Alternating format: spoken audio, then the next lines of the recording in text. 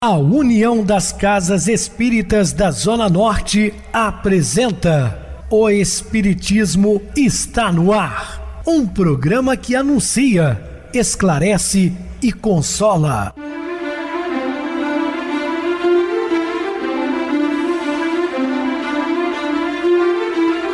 Não se turve vosso coração. Credes em Deus, credes também em mim.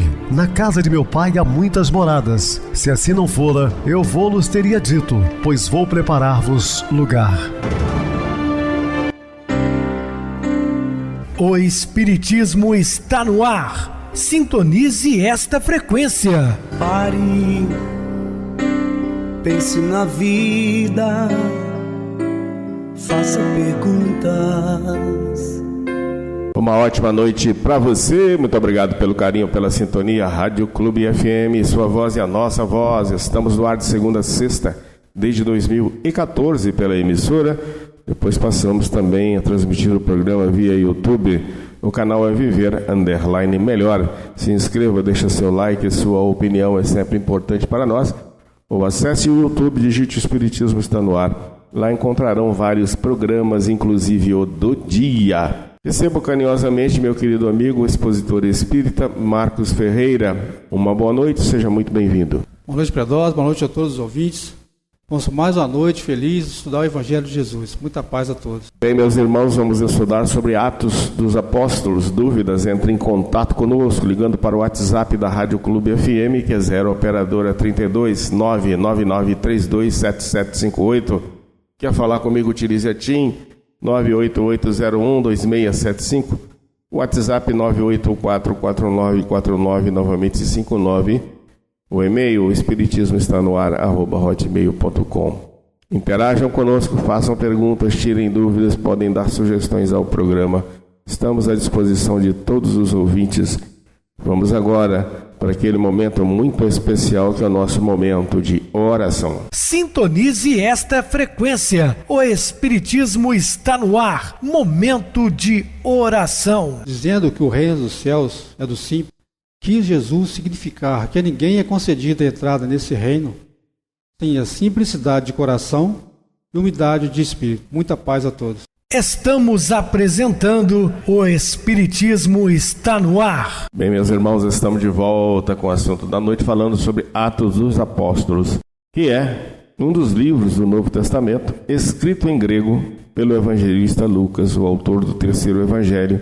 Este livro contém a história do cristianismo desde a ascensão de Jesus Cristo até a chegada de Paulo de Tarso em Roma, segundo dizem, no ano 63. Então é o único livro histórico do Novo Testamento, escrito em grego. Não tinha que ser diferente, até porque Lucas é o único evangelista grego. Tá? Os outros eram todos judeus que falavam o hebraico, o aramaico, e ele é de origem grega. Não tinha tendências ao judaísmo, uma vez que também não era judeu. Então ele escreve Atos dos Apóstolos, passando informações históricas. Consta de 28 capítulos. Se quisermos resumi-lo nele, veríamos a história da fundação dos primeiros núcleos cristãos, que são igrejas, até a morte de Herodes, o cumprimento de muitas promessas do Cristo, prova da ressurreição e as aparições do Divino Mestre, a difusão do Espírito no cenáculo de Jerusalém, que é o fenômeno de Pentecoste, que está lá em Atos capítulo 2, o desinteresse, a caridade dos primeiros apóstolos, enfim, o que sucedeu a este até sua dispersão para pregar o Evangelho em todos os lugares a seu alcance. Consta na Bíblia de Jerusalém. Por que Bíblia de Jerusalém? Porque nós temos várias traduções da Bíblia, né? Algumas feitas diretas da Septuaginta grega, como é a de João Ferreira de Almeida, as demais traduzidas da Vulgata Latina. Mas a Bíblia de Jerusalém, ela contém várias informações sobre a origem, organização, autoria e princípios doutrinários de Atos dos Apóstolos. O terceiro evangelho, que é o Evangelho segundo Lucas e também o Atos dos Apóstolos, eram primitivamente as duas partes de uma só obra, a qual daríamos hoje o nome de História das Origens Cristãs. Logo, o segundo livro ficou conhecido com o título de Atos dos Apóstolos ou Atos de Apóstolos, conforme o modo da literatura helenística, que conhecia os Atos de Aníbal, os Atos de Alexandre, etc. No cânon do Novo Testamento, é separado do Evangelho de Lucas pelo de João, que é interposto. A relação original desses dois livros é indicada por seu prólogo e por seu parentesco literário. O prólogo dos Atos, que se dirige como do terceiro Evangelho, Lucas capítulo 1, versículos de 1 a 4, a certo Teófilo, Atos capítulo 1, versículo 1, remete a esse Evangelho como o primeiro livro, de que ele resume o objeto e retoma os últimos acontecimentos, aparições do ressuscitado e também a ascensão, para encadeá-los à sequência do relato. A língua é outro laço que liga estreitamente os dois livros um ao outro, não somente suas características de vocabulário, de gramática e de estilo se reencontram no longo dos atos, estabelecendo a unidade literária dessa obra, mas ainda se reconhece no terceiro Evangelho, o que não permite mais duvidar que o mesmo autor escreve aqui e ali. Então é indiscutível hoje discutirmos se Atos dos Apóstolos e o Evangelho segundo Lucas tenha tido autores diferentes. Não, é o mesmo autor. E dos evangelistas, o mais intelectual de todos é Lucas, porque era um médico, um doutor, que estudou em Alexandria. Ele era filho adotivo do governador da Síria, portanto um cidadão romano, usava seu brasão, teve todas as facilidades de estudar nas escolas famosas de Alexandria, na escola de Sete, se tornando um grande profissional da área da saúde e também um grande escritor. Dos apóstolos de Jesus, o mais intelectual era Levi, que mais tarde passou a chamar Mateus, que era um cobrador de impostos, mas uma pessoa também estudada. Mesmo assim, Lucas ainda é o de maior cultura.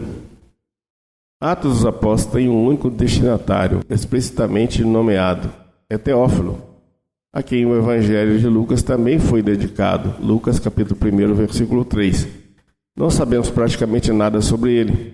Sua designação, excelentíssimo, pode assinalá-lo como membro da ordem equestre, segunda ordem mais elevada da sociedade romana, ou ser simplesmente um título de cortesia. Seria possível vê-lo como um representante da classe média em Roma, a que Lucas desejava apresentar uma exposição confiável da ascensão e do progresso do cristianismo. Sim, dessa classe média de Roma, Lucas tinha mais facilidades, porque se tratava de um cidadão grego-romano com autoridade, tanto assim que Paulo de Tarso, certa feita, estava sendo espancado em Roma por um centurião em sua guarda. Quando ele chega e aponta o anel para o centurião, imediatamente os militares recuaram-se e libertaram Paulo, porque ali via o brasão do seu pai, que era o governador da Síria. Claro que é uma autoridade temporal, são títulos que permanecerão aqui, mas naquele momento foi importante. Não só a autoridade moral do discípulo de Jesus, como também a sua autoridade no mundo terreno, uma vez que ele gozava de certo privilégio, exatamente por ser cidadão romano de alta sociedade. Por isso, então, ele tentou levar as mensagens do Cristo à classe média de Roma. Tinha mais ele facilidade, Desde o ano de 175, há um consenso das igrejas em aceitar Lucas como o autor dos Atos dos Apóstolos. Este conceito está impresso no documento romano chamado de Cânon Moratório, e nos seguintes prólogos, a anti-marcionista, e de Santo Irineu, e de Tertuliano, e também dos alexandrinos. Segundo seus escritos, o autor deve ser cristão da geração apostólica, grego de boa educação. Isso sim, ele tinha conhecimento, uma vez que ele passou a ser amigo inseparável de Paulo de Tarso, em Antioquia, quando eles encontraram pela primeira vez, e Lucas se interessou pelas pregações de Paulo. Com essa amizade sólida e muito próxima, ele aprendeu alguma coisa ou muitas coisas sobre o judaísmo. A Bíblia grega, que é a Septuaginta, ora, o que sabemos de Lucas a partir das epístolas paulinas concorda bem com esses dados. Ele é apresentado pelo apóstolo como companheiro querido que está ao seu lado durante seu cativeiro. Colossenses capítulo 4, versículo de 10 a 14. Filemão 24, 2 Timóteo 4:11. Lucas é de origem pagã, de Antioquia, na Síria, segundo uma antiga tradição, e médico, o que implicaria certa cultura. Para fixar a data em que se escreve, não encontramos nada de firme na tradução antiga. O livro termina com o cativeiro romano de Paulo, provavelmente entre 61 e 62. Em todo caso, sua composição deve ser posterior à do terceiro evangelho, antes de 70, ou por volta de 80, mas nada impõe uma data posterior a 70. Antioquia e Roma são propostas como lugar de composição. Quando Paulo de Tarso foi preso em Jerusalém e transferido para Cesareia de Filipe, ele sugere a Lucas que escreva um novo evangelho. Então ele baseou no evangelho de Marcos, também o de Mateus, escreveu um novo evangelho. Por isso são chamados de evangelhos sinóticos, porque eles têm uma semelhança muito grande entre si. João Evangelista escreveu um evangelho mais espiritualizado, escreveu de próprio punho, porque viveu de fato os ensinamentos ao lado de Jesus, não precisou copiar nada ou buscar informações. Como Lucas não teve contato físico com o Cristo, ele é de origem pagã, é da mitologia greco-romana, se converteu ao cristianismo depois da partida de Jesus, então ele teve que pedir informações. E ele, como um grande estudioso, pesquisador incomparável, escreveu maravilhosamente bem os dois livros, que é o Evangelho segundo Lucas e Atos dos Apóstolos.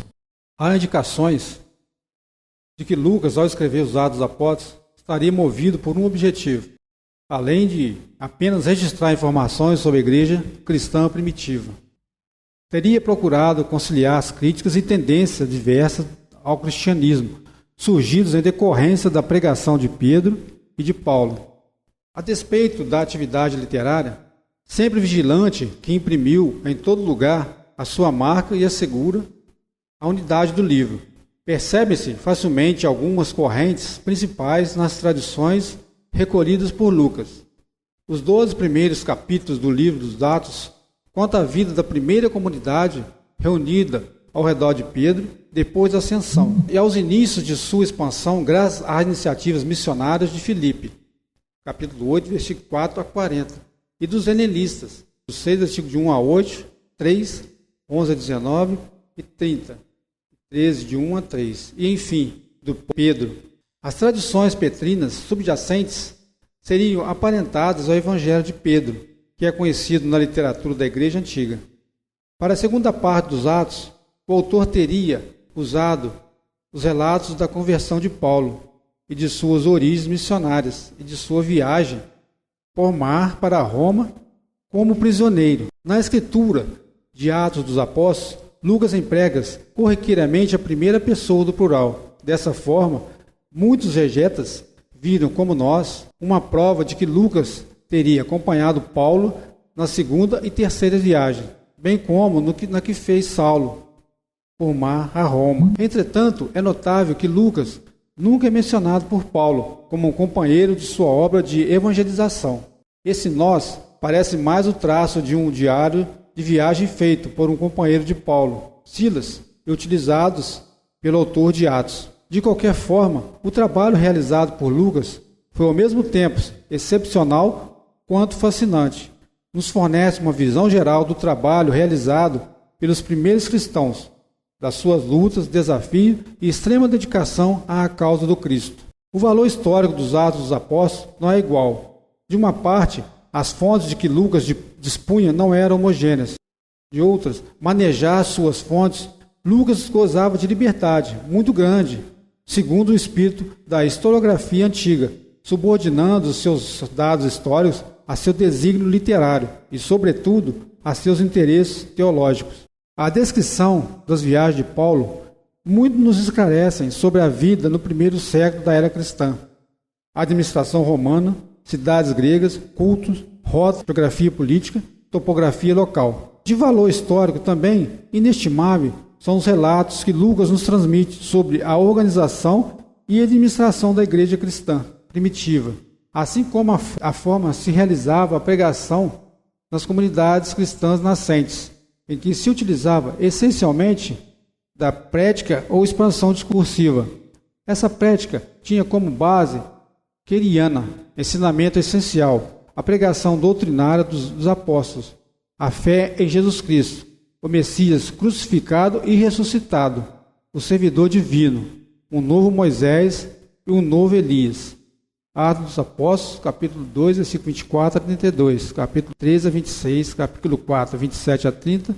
Atos dos Apóstolos demonstra com clareza como se realizou a propagação das ideias cristãs. A pregação dos apóstolos representava as testemunhas confiáveis aos ensinamentos do Cristo, a despeito das imperfeições que ainda possuíam. Todos os apóstolos do Mestre haviam saído do teatro humilde de seus gloriosos ensinamentos. Mas se esses pescadores valorosos eram elevados espírito de missão, precisamos considerar que eles estavam muito longe da situação de espiritualidade do Mestre, sofrendo influência do meio a que foram conduzidos. Formação e desenvolvimento da Igreja de Jerusalém. Os integrantes da Igreja de Jerusalém reuniram-se primeiro ao redor de Pedro e, posteriormente, de Tiago Maior, mas permaneceram fiéis à tradição judaica. Atos dos Apóstolos, capítulo 15, versículos de 1 a 5. Esse fato dificultou a adesão dos gentílicos, provocando muitas discussões, sobretudo entre os judeus helenistas. Os helenistas eram judeus convertidos ao cristianismo, que não aceitavam a lei judaica em seus ritos e práticas. Tão logo se verificou o regresso do Cordeiro às regiões da luz, a comunidade cristã, de modo geral, começou a sofrer influência do judaísmo, e quase todos os núcleos organizados da doutrina pretenderam guardar a feição aristocrática em face das novas igrejas e associações que se fundavam nos mais diversos pontos do mundo. A ascensão e atividade dos judeus helenistas na Igreja de Jerusalém. Essa questão colocada no Concílio de Jerusalém foi muito debatida, optando-se então por uma solução conciliadora. Por exemplo, foi dispensada aos convertidos a necessidade de realizar circuncisão.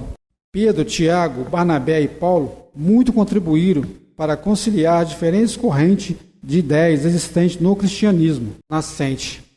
Mesmo assim, os helenistas foram perseguidos e expulsos de Jerusalém pelos judeus não convertidos. Um helenista muito famoso foi Estevão, preso e morto por apedrejamento sob as ordens de Saulo de Tarso. Atos dos Apóstolos, capítulo 6, versículo de 1 a 15. Capítulo 15, versículo de 1 a 31. A doutrina do crucificado propaga-se com a rapidez de um relâmpago. Falava-se dela em Roma, como nas Gálias no norte da África. Surgem os advogados e os detratores. Os prosélitos mais eminentes buscavam doutrinar, disseminando as ideias e interpretações. As primeiras igrejas surgem ao pé de cada apóstolo, ou de cada discípulo mais destacado e estudioso. A pregação apostólica procura, junto aos judeus, mostrar que Jesus é o Messias esperado, exortando-os a não resistirem ao recebimento dessa graça, aceitar o Cristo como enviado de Deus. Atos dos Apóstolos, capítulo 1, versículo de 1 a 11, capítulo 7, versículo de 2 a 53, capítulo 13, versículo 16 a 41. A pregação junto aos povos politeístas, por outro lado, tenta justificar a supremacia do amor do Cristo. Atos dos Apóstolos, capítulo 14, versículo 15 a 17. Doutrina alguma alcançara no mundo semelhante posição em face da preferência das massas. É que o Divino Mestre selara como exemplo as palavras de suas imorredoras.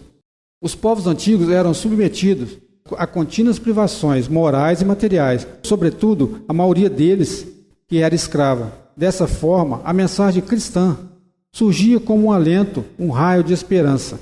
Em virtude dos seus apostolados, sobrinhos de fraternidade, a lição do Cristo representava o asilo de todos os desesperados e de todos os tristes. As multidões dos aflitos pareciam ouvir aquela misericordiosa exortação: vinde a mim, vós todos que sofreis e tendes fome de justiça, eu vos aliviarei.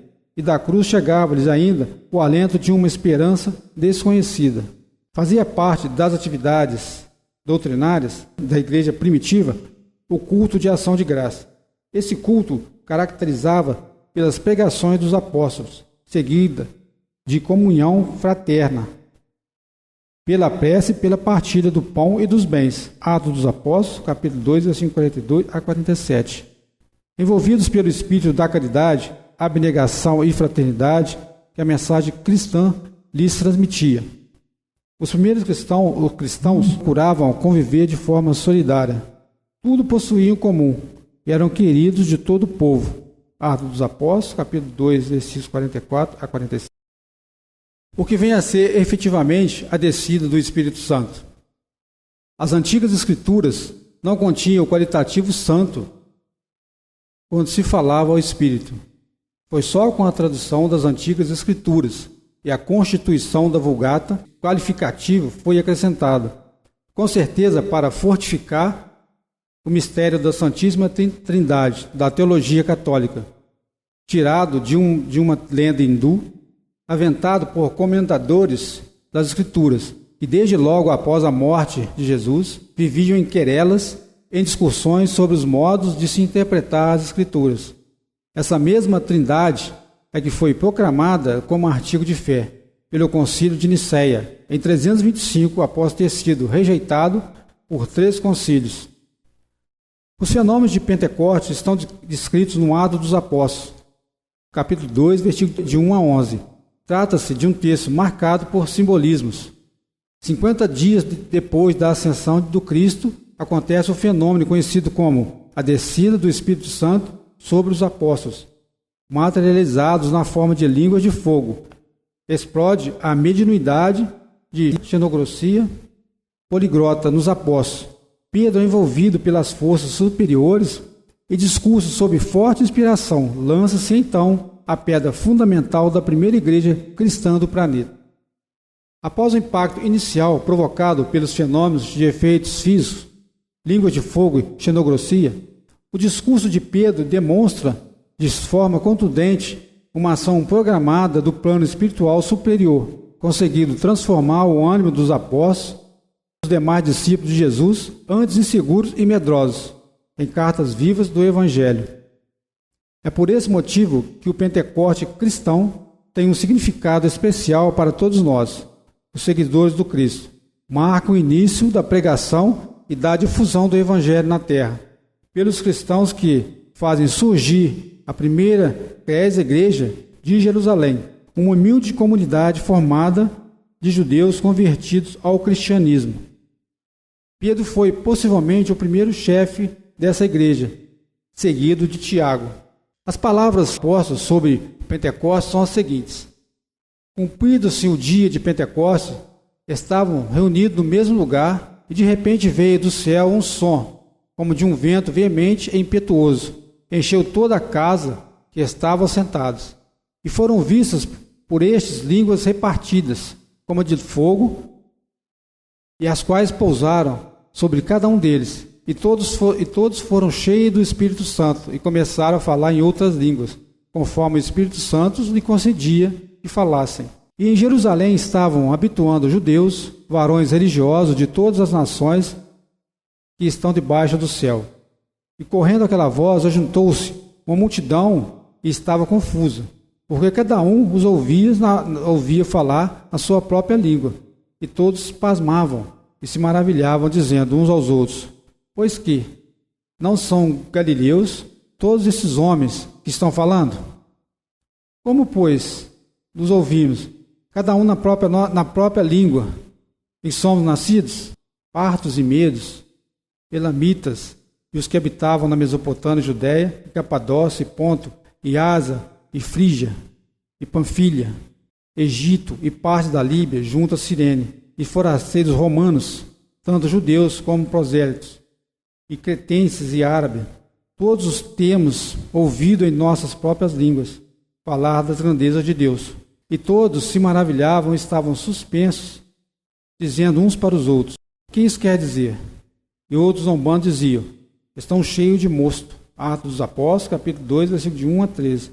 Ouvindo tais comentários, o apóstolo Pedro tomou a palavra e falou eloquente, dominado por inspiração superior. Pedro, porém, pondo-se em pé com os 11, levantou a voz e disse-lhes: varões, judeus e todos os que habitais em Jerusalém, sejai-vos isso notório, escutai as minhas palavras. Estes homens não estão embriagados, como vós pensais, sendo essa a 3ª hora do dia. Mas isto é o que foi dito pelo profeta Joel. E nos últimos dias acontecerá, diz Deus, que do meu Espírito derramarei sobre toda a carne, e os vossos filhos e as vossas filhas profetizarão.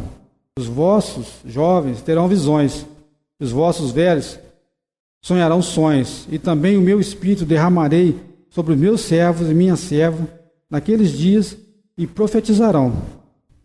E farei aparecer prodígios em cima do céu e sinais embaixo da terra, sangue, fogo e vapor de fumaça. O sol se converterá em trevas e a luta em sangue, antes de chegar o grande e glorioso dia do Senhor. E acontecerá que todo aquele que invocar o nome do Senhor será salvo. Muito bem, Marcos, bem explicado. Vamos agora para o intervalo musical. Inimizades.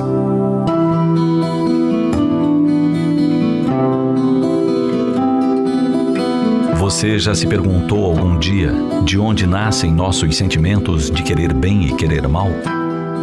Como conseguimos querer tanto a uns e ter aversão ou dificuldade de relacionamento com outros? Os nossos valores e sentimentos, aquilo que guardamos na alma e no coração, são nossa identidade emocional.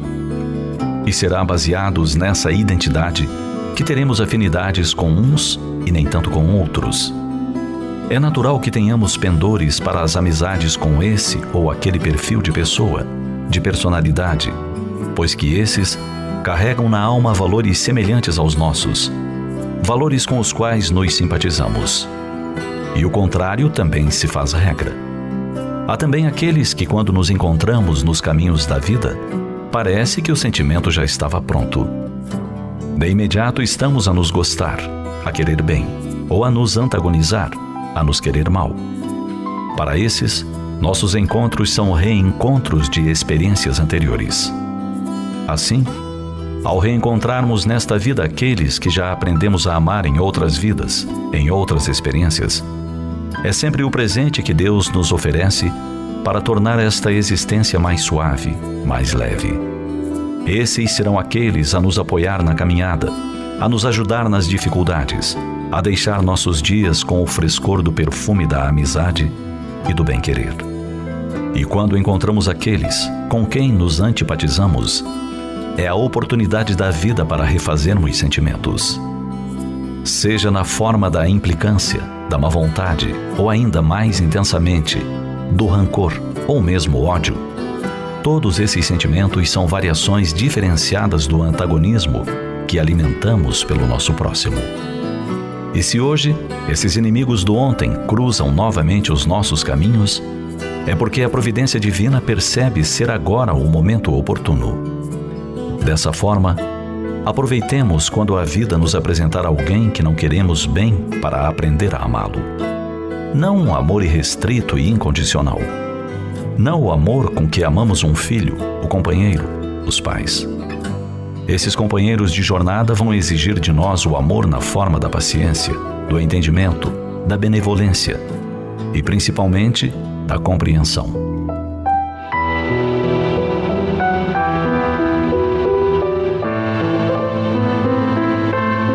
Por isso, se detectarmos nos nossos relacionamentos aquele que classificaríamos de inimigo, proponhamos-nos a partir de agora uma nova classificação para ele.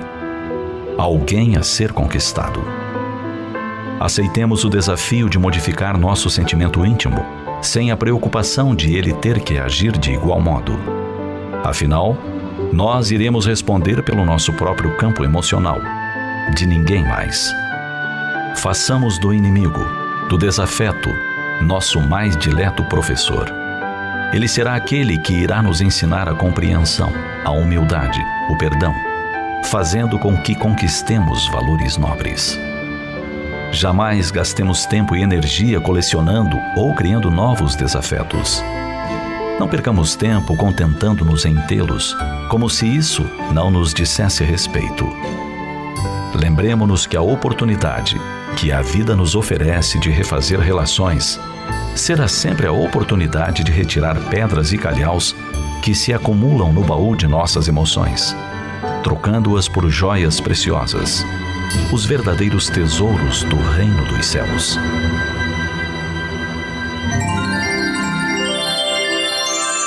Sintonize esta frequência. O Espiritismo está no ar. Momento de oração. Senhor Jesus, que a tua luz afaste do meu caminho as trevas que protejam de mim mesmo.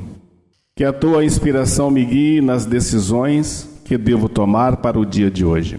Que eu não seja instrumento do mal para ninguém. Que a tua bondade me ensine a ser melhor e que o teu perdão me incline à misericórdia para os meus semelhantes.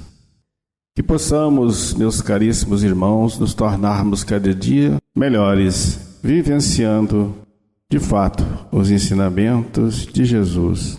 Que Ele nos abençoe. Muita paz a todos.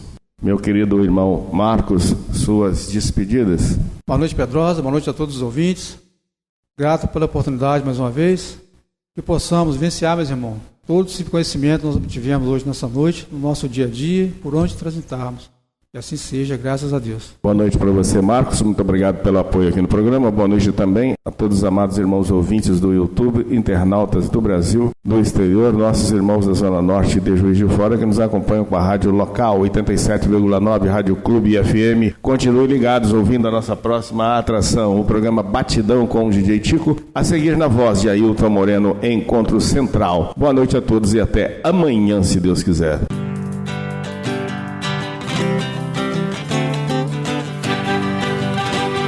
A União das Casas Espíritas da Zona Norte apresentou O Espiritismo está no ar, anunciando o Evangelho de Jesus, esclarecendo sua mensagem, consolando corações.